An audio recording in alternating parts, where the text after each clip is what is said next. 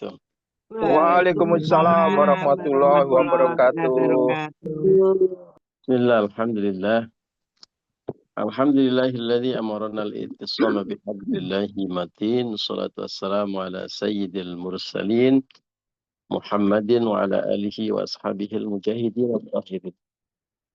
Subhanaka la ilma lana illa ma 'allamtana innaka antal alimul hakim. Rabbi shrah li sadri wa yassir li amri wa hlul 'uqdatam min lisani yafqahu qawli. Rabbi zidni ilma warzuqni fahma bi rahmatika ya arhamar rahimin. لرضا الله ولشفاعة رسول الله ولكل نيتنا الصالحة الفاتحة. أعوذ بالله من الشيطان الرجيم. بسم الله الرحمن الرحيم. الحمد لله رب العالمين الرحمن الرحيم مالك يوم الدين. إياك نعبد وإياك نستعين اهدنا الصراط المستقيم صراط الذين أنعمت عليهم غير المغضوب عليهم ولا الضالين. ربي اغفر لي ولوالدي ولجميع المؤمنين آمين. Bapak Ibu dan teman-teman rahimakumullah, alhamdulillah. Pagi hari ini anugerah terindah. Kita bisa bersilaturahmi dan ngaji bersama-sama. Sebuah anugerah yang tidak diberikan dan tidak dirasakan oleh semua orang. Kita bersyukur, kita berterima kasih kepada Allah karena diberi anugerah hidayah atau petunjuk. Dengan petunjuk itu kita bisa kepengin dan tergerak untuk bisa beribadah, termasuk juga dengan bersilaturahmi dan ngaji pagi hari ini. Dengan inayah atau pertolongan Allah, keinginan kita menjadi mudah untuk kita jangkau. Bangun pagi, sholat subuh, tadarus, ngaji, menjadi ringan dan indah. Itu semua berkat petunjuk atau hidayah, pertolongan atau inayah dari Allah Subhanahu wa taala. Mudah-mudahan kita istiqomah, Allah, amin ya rabbal alamin. Bapak Ibu, kita lanjutkan ngaji tadabbur Al-Qur'an. Mohon maaf, kita ngaji kitab Nashaikhul Ibad. Ya. Kita memasuki makalah baru. Makalah ke-8 dalam bab ketiga atau bab sulasi. Buat Bapak Ibu yang pegang kitab, silakan bisa dibuka. Halamannya bisa beda-beda. Yang penting adalah makalah nomor 8 di bab 3. A'udzubillahi minasyaitonirrajim. Bismillahirrahmanirrahim. Wal maqalatu tsaminatu, inilah makalah yang ke-8.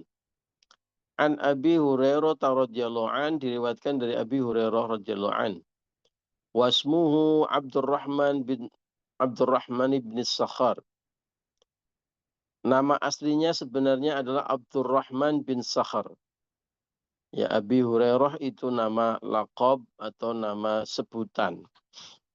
Nama panggilan.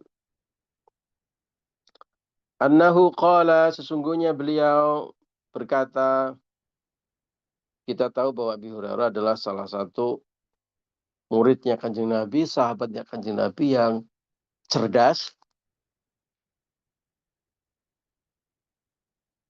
setia, kemanapun Kanjeng Nabi ikut, dia akan ikut, rajin, dan tentu juga tekun. Ya, termasuk juga tekun merekamnya bukan dengan handphone, yang rekamnya dengan ingatan, yang merekam hadis-hadis Rasul. Salah satu sahabat yang paling banyak meriwayatkan hadis, itulah Abi Hurairah.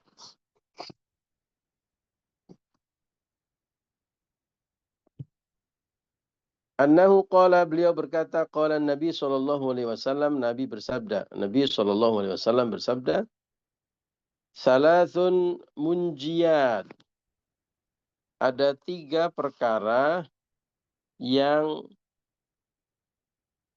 menyelamatkan. Ada perkara yang menyelamatkan kita.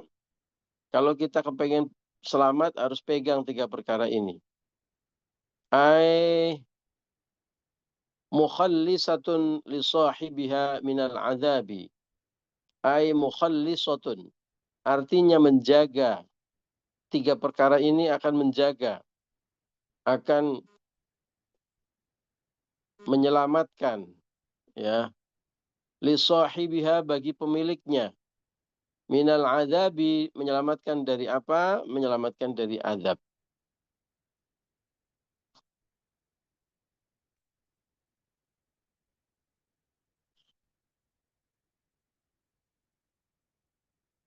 Ada tiga perkara yang kalau kita miliki maka kita akan selamat dari azab. Bapak Ibu kepengen nggak selamat dari azab? Pengen Ustaz. Alhamdulillah. Berarti ini waras ya. Sama dengan saya, Bu. Ya. Orang waras pasti kepengen selamat dari azab. Nah, kalau kepengen selamat dari azab harus pelajari ini tiga hal apa yang menurut sabda Kanjeng Nabi itu akan menyelamatkan kita dari azab. Wa thalathun muhlikat. Demikian juga ada tiga perkara yang akan membinasakan. Halaka. Muhlikat. Dari kata-kata halaka yang artinya membinasakan. Maksudnya adalah muqi'atun. Dia akan menghancurkan lifa'iliha bagi orang yang melakukannya fil halaki. Ya. Dalam kehancuran yang sehancur-hancurnya.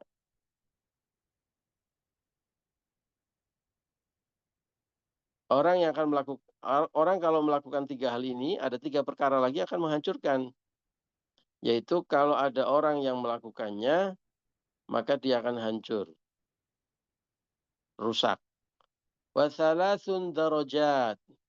Dan ada 3 derajat. Ya. Maksudnya apa 3 derajat? Maksudnya adalah manazilu fil akhirati. Maksudnya ada 3 manazil. Ada 3 tempat, ada 3 level, ya. Ada 3 tempat di akhirat nanti. Wa thalathun kafarat. Dan ada 3 penghapus atau kafarat. Maksudnya adalah lidzunubi amiliha, penghapus untuk dosa-dosa bagi para pemiliknya. Oh, ini hadis yang sangat padat. Ada 3 penyelamat, 3 penghancur, 3 derajat, 3 penghapus. Nah, mari kita pelajari 3 hal yang pertama. 3 hal yang akan menyelamatkan kita. Buat yang kepengen selamat dari azab, mari kita kaji bersama-sama. Buat yang ngantuk, wah hilang nanti kesempatan. Ya.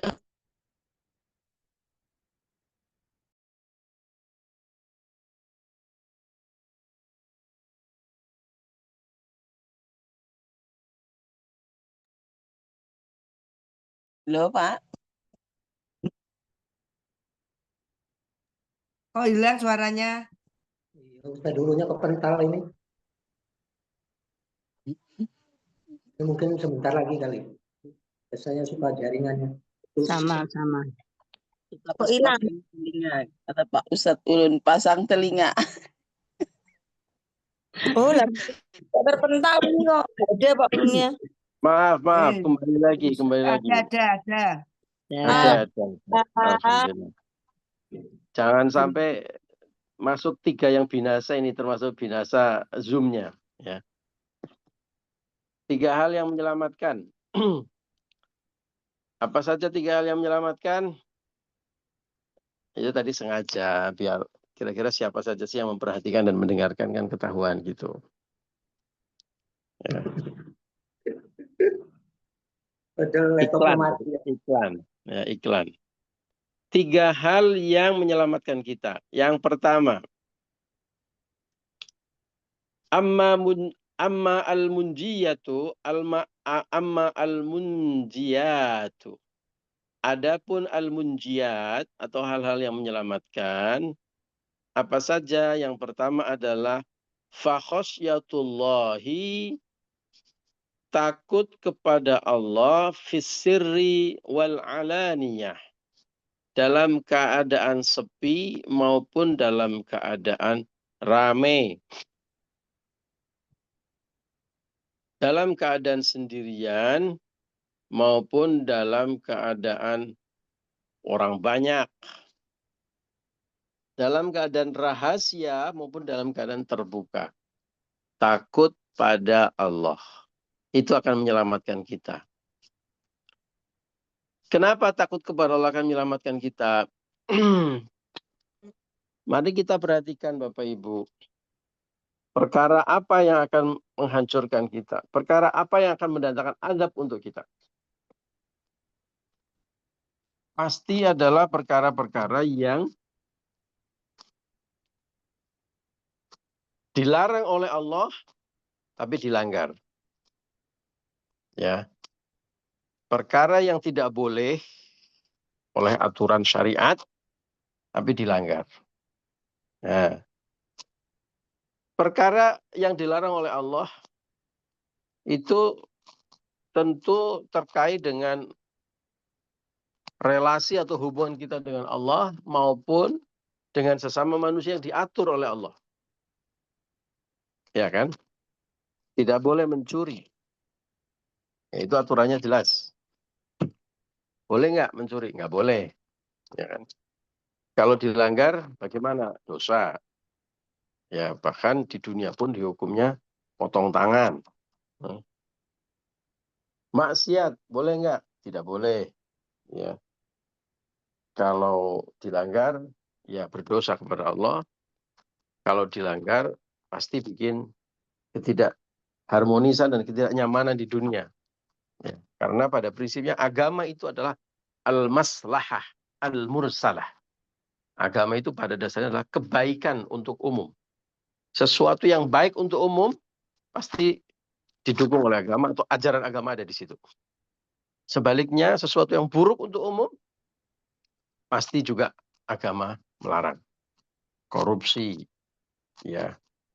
Kemudian apalagi zalim, ya kan? Itu kan semua buruk kan untuk umum kan. Pembunuhan. Bagus nggak? Pasti nggak bagus ya. Minum minuman keras. Baik nggak untuk umum? Nggak baik. Untuk pribadi juga nggak baik. Untuk pelakunya juga nggak baik. Untuk kesehatan nggak baik.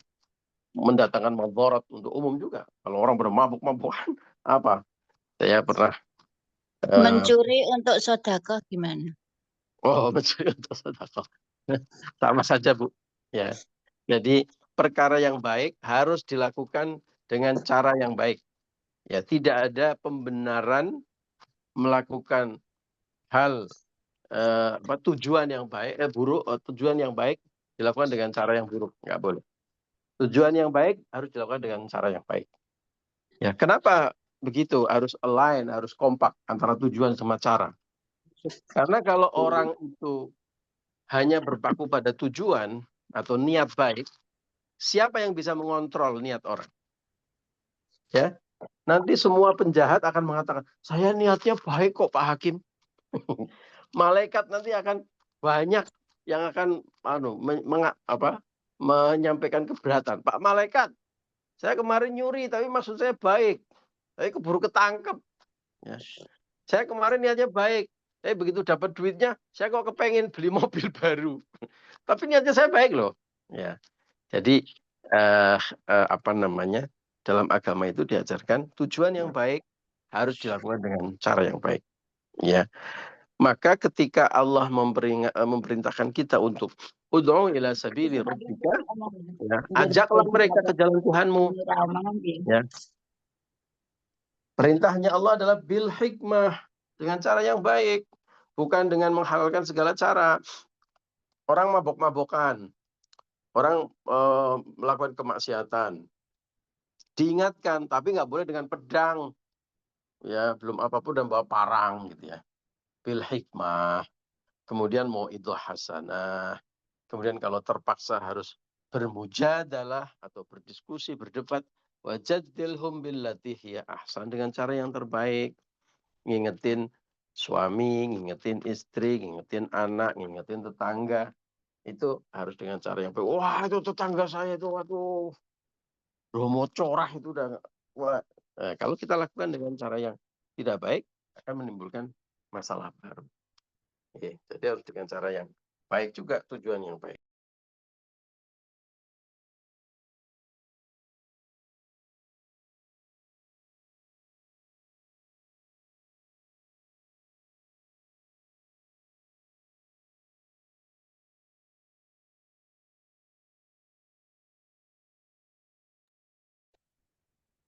Kok hilang lagi ya? Nah, itu iklan lagi, Bu. Ya, iklan lagi. Ya, oke. Iya, Kita iya. kembali ke laptop. Ya, jadi Ya, dengan betul, Pak. Biar ya, nggak ngantuk. dengan cara yang baik. Ini biar yang ngaji itu kelihatan, yang memperhatikan siapa sama yang tidak itu Nah, siapa. Kelihatan kan. Berarti kalau yang Tes saja komplain, Ustadz itu. berarti yang komplain itu berarti mendengarkan ya dengan.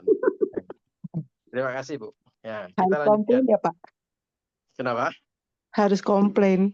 Tidak harus. nanti komplain semua. Kita aja Pak Ustadz.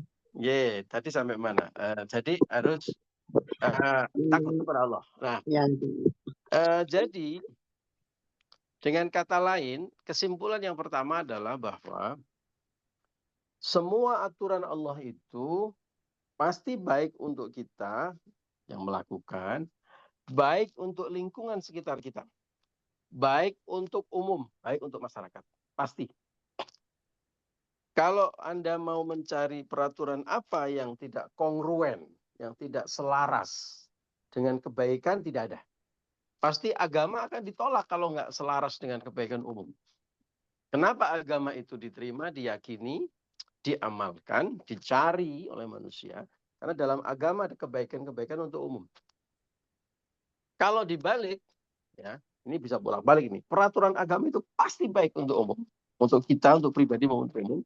Sebaliknya, sesuatu yang baik untuk umum pasti diatur oleh agama, itu baik. Udah pasti, selaras pasti. Nggak ada agama kok sesuatu yang dianggap umum itu baik sama agama kok dilarang. Nggak ada. Ya, pasti baik. Ya, pasti baik. Dan agama itu fair. Misalnya ketika orang yas'alunaka 'anil khamr. Misalnya dalam Al-Qur'an ditanyakan begitu. Mereka bertanya tentang khamr. Ya. Allah menjawab bahwa di dalamnya ada manfaat, ada madarat, tapi madaratnya akbaru min naf'ihima. Madaratnya jauh lebih besar daripada manfaatnya. Fair kan dijelaskan.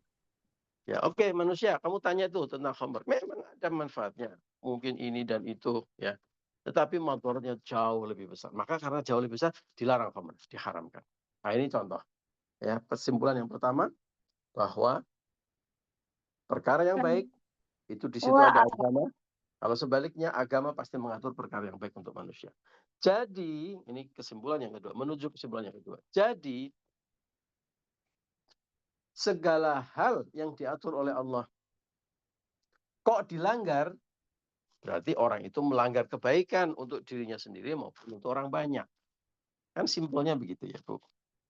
Nah, kalau sesuatu yang dilanggar, kalau dia melanggar peraturan Allah itu berarti dia mendatangkan keburukan untuk dirinya sendiri dan untuk orang banyak. Ya kan? Kalau dia melanggar aturan Allah berarti dia mendatangkan keburukan. Keburukan itulah azab. Baik azab Allah langsung yang dibayar tunai di dunia maupun tentu saja the real azab nanti di akhirat.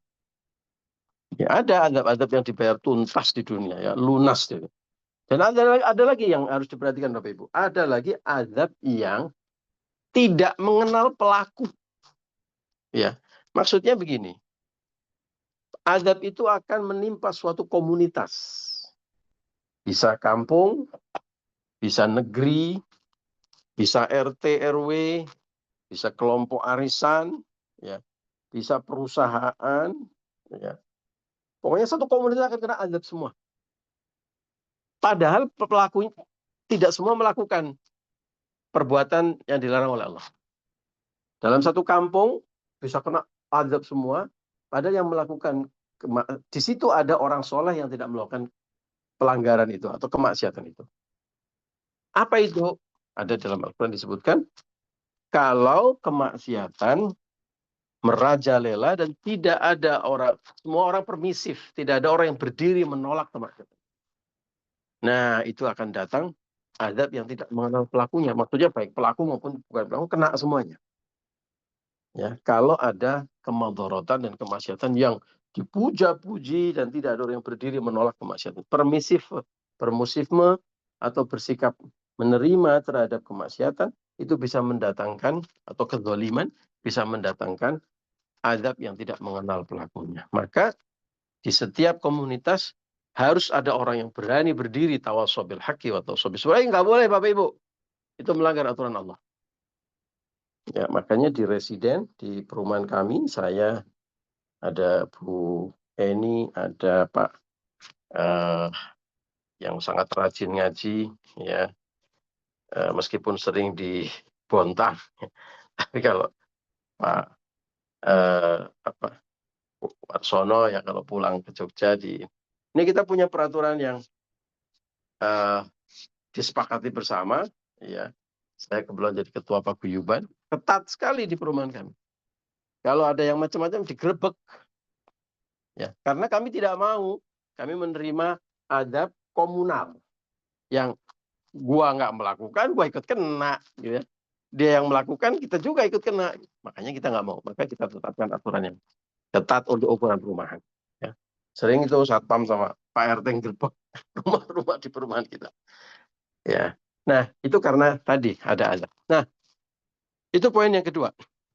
Kesimpulannya adalah, kesimpulan yang ketiga ini sekarang, yang relevan dengan ayat ini adalah bahwa maka yang punya peraturan Allah, penting sekali kita takut kepada Allah, takut untuk melanggar aturan Allah, takut untuk meninggalkan perintah Allah. Karena kalau kita meninggalkan perintah Allah atau melanggar aturan Allah, azab akan datang. Itulah pencegah azab yang pertama, takut kepada Allah. Dengan takut kepada Allah, maka insya Allah azab tidak akan turun. Karena kita tidak melanggar aturan Allah. Kita tidak melanggar aturan komunitas. Kita tidak melanggar kebaikan bersama. Ya. Nah, poin yang terakhir, kalau Bapak Ibu memperhatikan makalah yang kita baca tadi, fis-sirri wal alaniyah. Melakukan takut kepada Allah dalam kesendirian, dalam kerahasiaan, dalam sepi, maupun alaniyah dalam keadaan ramai. Kenapa sirri didahulukan? Karena itu adalah level takwa yang tertinggi. Level takut kepada Allah yang tertinggi adalah ketika kita takut kepada Allah, ketika kita sendirian. Ketika sepi, ketika rahasia. Ya, Pak, ini ada 10 M. Nggak ada orang yang tahu. Nggak ada orang yang tahu. Lah, kamu tahu. Ya. Masih agak takut ini karena ada orang yang tahu. Tapi kalau tiba-tiba ada duit 10 M, nggak usah 10 M, 10 juta. Ya, ditaruh di tas kita dan kita nggak tahu siapa yang naruh dan merasa aman semuanya. Ya, itu sudah mulai terkiwir-kiwir itu imannya. Ya. Kalau ada orang bisa jaim-jaim, kalau ada orang bisa takut ketahuan, nanti takut dilaporkan dan sebagainya. Tapi kalau sendirian, itu ujian keimanan. Maka kalau ada orang yang lulus takut kepada Allah fisir dalam suasana sendirian, dalam sepi, di kamar nggak ada orang, di rumah nggak ada orang, wah itu hebat. Nah itulah level takwa yang tertinggi. Mudah-mudahan kita semuanya bisa mendapatkan level takwa tertinggi. Kita takut kepada Allah ketika tidak ada orang, ketika nggak ada CCTV, ketika nggak ada atasan, ya, ketika nggak ada siapa-siapa, ya. Tentu itulah derajat takwa tertinggi. Allahumma amin. Ya Rabbal alamin. Demikian ngaji kita pagi hari Bapak Ibu. Terima kasih untuk kebersamaannya. Mohon maaf atas segala kekurangan dan kekhilafan. Wallahul muwaffiq ila aqwamit thoriq. Assalamualaikum warahmatullahi wabarakatuh. Wah,